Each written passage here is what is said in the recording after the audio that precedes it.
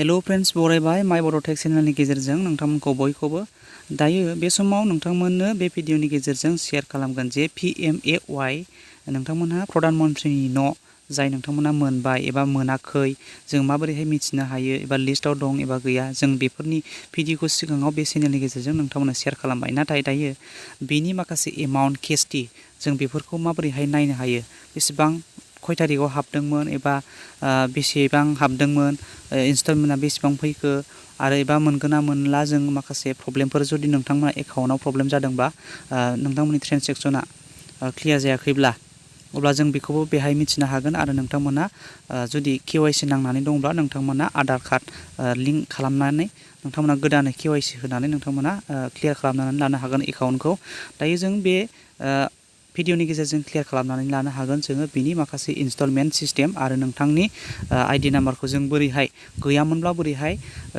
बबे लिस्टनिफ्राय जों बबे वेबसाइटनि सिङाव हाबनानै जों मोननो हायो जों माबोरैहाय जोंनि इनस्टलमेन्टखौ चेक खालामनानै नायनो हायो बिनि सोमोन्दै बे भिडिअनि गेजेरजों नोंथाङा क्लियार जागोन आरो नोंथाङा गोदानै लिस्ट गाखोदोंना गाखोआखै बेखौबो नोंथाङा नायनानै लानायनि खाबुखौ बे भिडिअनि गेजेरजों मोननाय जागोन अब्ला लोगोफोर जोङो मोनसे अफिसियेल साइटआव दंफैखायो बियो नोंथांमोननो आं लास्टनि जोबनाय फारसे नोंथांमोननो दिन्थिगोन जे वेबसाइटआ मायाव थांनांगौ जों माबोरैहाय सार्च खालामनांगौ दायो अलरेडि नोंथांमोना नायग्रोदो आङो दंफैखायो नालाय बे साइटआवनो नोंथांमोना बाहाय नुनो मोन्दों मोनसे स्टेक हल्डार बे स्टेक हल्डाराव क्लिक खालामगोन बेयाव क्लिक खालामखांनायनि उनाव नोंथाङा गोजौआव नुनो मोन्दों बेहाय IAY एबा pmay बेनिफिसियारि IAY आ स्किमा दायो गैला बियो pmay जाहैबाय प्रधान मन्त्रि आवास यजना ग्रामिन बेहाय नोंथाङा क्लिक खालामनानै होदो गोजौआव दा जेरैहाय आं नोंथांनो मार्क होनानै दिन्थिदोंमोन बेवहाय नोंथाङा नुनो मोनबाय बेवहाय रेजिस्ट्रेसन नाम्बार बेवहाय जोंहा न'नि मोनसे नोंथाङा लिस्टआव गाखोनाय लोगो लोगो रेजिस्ट्रेसन नाम्बार जायो नालाय नोंथांखौ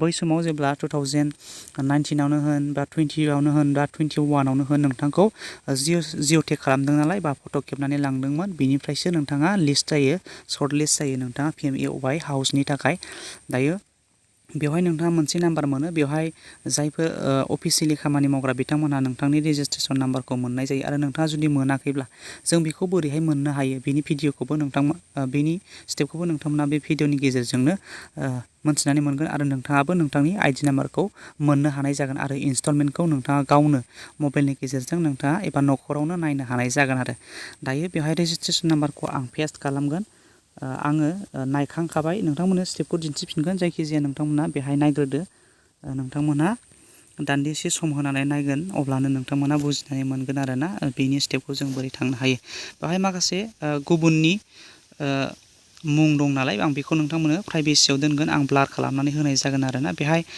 सासे जाय मोनगिरि बेनिफिसियारिसनि लिस्ट बेवहाय आं हाबफैबाय बिथांनि मुं गासैबो बिनि माने डिटेल्सआ फैजोब्बाय आरो बिथांनि माखासे जब कार्ड बेहाय गासैबो नाम फैयो आरो बे जब कार्डनि गेजेरजों जायो नालाय फाइनान्सियेल इयार 2023 to 24नि बियो जाहैबाय ओमफ्राय मेम्बार आइडि नैबे आइडि जाहैबाय दायो आं आइडिखौ टाइप खालामनानैसो बेहाय नायफैदों नालाय दायो गोजौआव बोखोयोबा जों नुबाय एकाउन्ट बेहाय गासैबो बेहाय ब्लक खालामजोबो आरोना नुनो मोननाय जाया बेहाय बेंकआ जाहैबाय बे स्टेट बेंक आरोना नोंथाङा बेखौ बेंकखौबो नायनो हानाय जायो स्टेट बेंकआव बेहाय नोंथाङा भेरिफाइड जादों भेरिफाइड जाखांनाय लोगो लोगोसो राङा हाबगोन जाय नोंथांमोना जुदि बेलेन्सआ हाबाखैबा नोंथांमोना बेलेन्सआ माखासे एकाउन्टनि प्रब्लेम जागोन बियो आधार लिंक केवाइसि नोंथांमोना बेफोरबायदि केवाइसि नोंथांमोना खालामनांगौ जायो आरोना जुदि बेफोर गासैबो क्लियार बा भेरिफाइड जाबाय बिनि उनावसो नोंथांमोना इनस्टलमेन्टखौ मोननो हानाय जायो दायो जोङो बियो इनस्टलमेन्ट साक्सेसफुलनि थाखाय आं नोंथांमोननो दिन्थिनाय जादों बे जाहैबाय इनस्टलमेन्ट अलरेडि हाबखानाय आरोना बेहाय जायो बेयो जाहैबाय टटेल एमाउन्ट एबा स्केम 1,30,000 जोङो बेखौ नायगोन इनस्टलमेन्ट हिसाबै बेयाव नायदो इनस्टलमेन्ट सेकेन्ड इनस्टलमेन्टसिम बियो फैबाय आरो राङा बेखौ मा होनना बुंदों अर्डार खालामनाय जादोंमोन 28 जुन खालि आरोना बेनिफ्राय मोनसेया सेकेन्ड किस्तिया जाहैबाय अक्ट'बर 6 तारिख खालि बियो मा होनो हाबनाय जादों आरोना बे फार्स्ट किस्तिया 32,500 हाबदों बिनिफ्राय सेकेन्ड किस्तिया जाहैबाय 48,750 रुपिस बिदि सेकेन्ड किस्ति हाबनाय जादों बेयो जाहैबाय अफिसियेल अर्डार जानाय बेयो मोनसे डेट आरोना बिथांनि हाबथारनाय डेटआ जाहैबाय जों गाहायाव नुनो मोनगोन नोंथांनि हाबथारनाय डेटआ जाहैबाय मा होनना बुंदों डाइरेक्ट एकाउन्टआव साफाय नालाय डाइरेक्ट बेंक ट्रेन्सफार आरो बियो फार्स्ट किस्तिया जाहैबाय जुलाइनि 1 तारिख, बेनिफ्राय सेकेन्ड किस्तिया जाहैबाय अक्ट'बरनि 14 तारिख बेहाय हाबनाय जादों आरो। दायो नोंथांनि गासैबो बेहाय स्टेप दङ, स्टेप बाय स्टेप नोंथांखौ माब्ला खेबनाय जादोंमोन बेहाय नोंथांनि प्रप'ज साइट बबे साइटआव न' लुगोन बेखौबो सिगाङाव खेबनानै हरजादोंमोन माब्ला 2019 नि मार्च 1 तारिख। बिनिफ्राय नोंथाङा नुदों बेहाय एक्जिस्टिं साइट थानाय सिगांनि स्टेटास, सिगांनि न'फोरा माबायदि थासारियाव दंमोन, बे एक्जिस्टिं अलरेडि बे साइटखौबो खेबनानै हरदों। माब्ला हरदों नाय मार्च 2019 आरोखि ना, बेहाय 1 तारिख। बेफोरबायदि गासैबो बेहाय रेकर्ड मोनो, मबाइलनि एपनि गेजेरजों बेखौ खेबनानै हरनाय जादों आरोखि नोंथांमोना। अब्ला लोगोफोर बेनि माखासे डिटेल्सफोरखौ जों इनस्टलमेन्ट नायनाय जों बेखौ क्लियार जाबाय। आरो बेखौ जों बोरैहाय नायनो हायो आरो आइडि नाम्बारखौ जों बोरैहाय मोननो हायो बेखौ मिथिनानै लानोसै थुदो नोंथांमोनहा। दायो आं बेक खालामबाय pmay मोनसे अफिसियेल साइटआवनो आं दंथ'फिनो। दायो नोंथांमोननो लास्ट जोबनाय फारसे दिन्थिगोन, जोङो बे वेब पेजआव माबोरैहाय सौफैदोंमोन बेखौ दिन्थिगोन। दायो जोङो मोनसे pmay जोङो जे पेज, बे पेजनि सिङाव जों मोनसे अपसन मोनो आवाज अफ नायनाय बे कर्नार गोजौ टप साइडआव। बे आवाज अफआव नोंथाङा क्लिक खालामनानै होदो। बेनि उनाव क्लिक खालामखांनायनि उनाव नोंथांमोनहा मा नुनो मोनो, मोनसे रिपर्ट नुनो मोनो बेवहाय रिपर्ट। बे रिपर्टआव नोंथाङा क्लिक खालामबाव आरोबाव। क्लिक खालामखांनायनि उनाव नोंथाङा बेबायदि मोनसे इन्टारफेस फैगोन आरोना। इन्टारफेस फैयोबा बेखौ स्क्रल आप खालामथार। जोबनाय फारसे नोंथाङा मोनसे नोंथांमोननो जि भिडिअ आं बे साइटआव अलरेडि हाबफैनाय आं भिडिअ बानायखांखाबाय। दानिया बेहाय आं मार्क खालामदों, बेहाय नोंथाङा क्लिक खालामनानै होबावदो। बेनिफिसारि डिटेल्स बेहाय भेरिफिकेसन जानाय, सोरहा जिअ'टेक जाखो, सोरहा बेसेबां लिस्टआ बेसेबां गाखोखो, नोंथांमोननि माखासे लिस्टफोरखौ बेवहाय बेसेबां फैखो बेखौ मोननो हानाय जायो।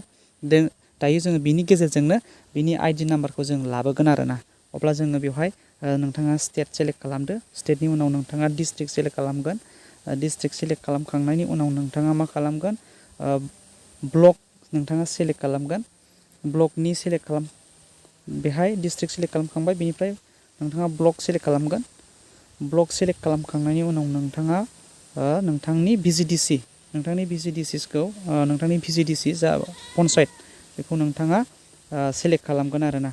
सेलेक्ट खालामखांनायनि उनाव नोंथाङा भिलेज, नोंथांनि भिलेज फैगोन बेवहाय, एबा सेसन, बबे सेसननि जोंनि बे स्किमा जों बेखौ बेहाय मोननो हागोन। जोंहा बेवहाय 2023 to 24 जागोन आरो बियो गोदान नालाय, बियो जों बेखौ सेलेक्ट खालामबाय। बिनि उनावहाय जोङो मा सेलेक्ट मोनो, स्किमा मा IAY ना अल सेन्ट्रेल स्किम ना मा, जों बेखौ बेहाय सेलेक्ट खालामदो। दानिया प्रधान मन्त्रि आवास य'जनासो नालाय जों गोजौआव क्लिक खालामबाय। क्लिक खालामखांनायनि उनाव नोंथाङा बेवहाय मोनसे केपसा मोनगोन आरो बेखौ नोंथाङा प्लास खालामनांगौ।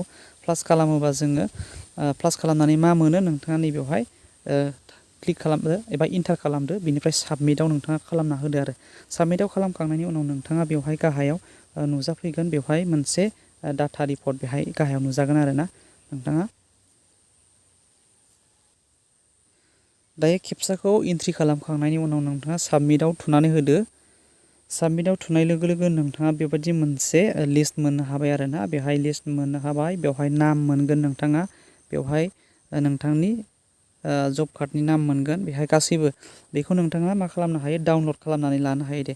बेहाय नोंथाङा डाउनलड खालामनायनि गेजेरजों गोसोबायदि माने फ्रिलि नोंथाङा गासिबो डिटेल्सफोरखौ नुजोबगोन। बेवहाय साइटफोरखौ नोंथाङा गुवारै नुजोबगोन आरो बेहाय गेवजोबनो नागिरा। बेहाय गासैबो जिअ'टेक थिएटेकनि माखासे मोनजोबगोन, फरमेट मोनजोबगोन बेहाय, नाथाय नुजोबा। नोंथाङा डाउनलड खालामबा गोसोबायदि खालामनो हागोन। आरो नोंथाङा डाउनलड खालामनायनि गेजेरजों मोनसे सार्च अपसन फैगोन आरोना। दायो आं नोंथांमोननो डाउनलड खालामनानै दिन्थिथारगोन दे। डाउनलड खालामबाय आङो।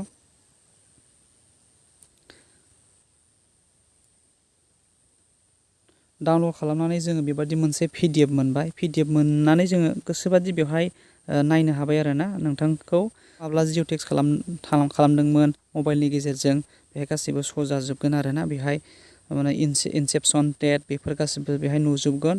एमाउन्ट रिलिज बेसेबां फैदों बेखौ नोंथाङा मोनजोबगोन आरो।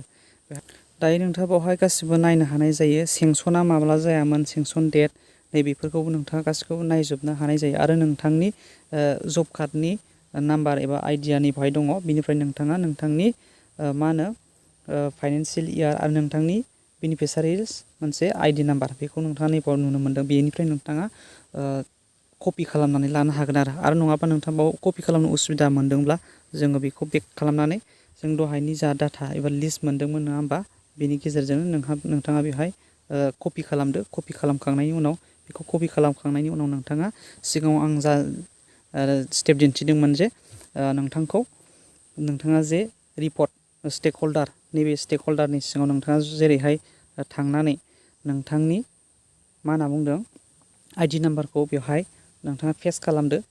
आइडि नाम्बार होनांगौ नालाय बेहाय नोंथाङा आइडि नाम्बारखौ पेस्ट खालामदो। पेस्ट खालामखांनायनि उनाव नोंथाङा सार्च खालामोबानो मा मोनगोन नोंथांनि नायनो गोनां इनस्टलमेन्ट एबा एमाउन्ट बेफोरखौ गासैखौबो नुजोबगोन आरोना नोंथांनि बेहाय नै गासिबो डिटेल्सखौ बेहाय नुनो मोनजोब्बाय। जेरैहाय जोङो इनस्टलमेन्ट चेक खालामनो होन्दों नङा होमबा माब्ला हाबदोंमोन बेसेबां खनबैसे हाबखो बेसेबां क्लियार जादोंना जायाखै नोंथाङा नोंथांनिखौनो बेहाय नायनो हानाय जाफैबाय आरो अब्ला लोगोफोर नोंथांमोना निस्सय भिडिअखौ बुजिबाय आरो नोंथांमोना आसा खालामो गावनो नायनो हागोन।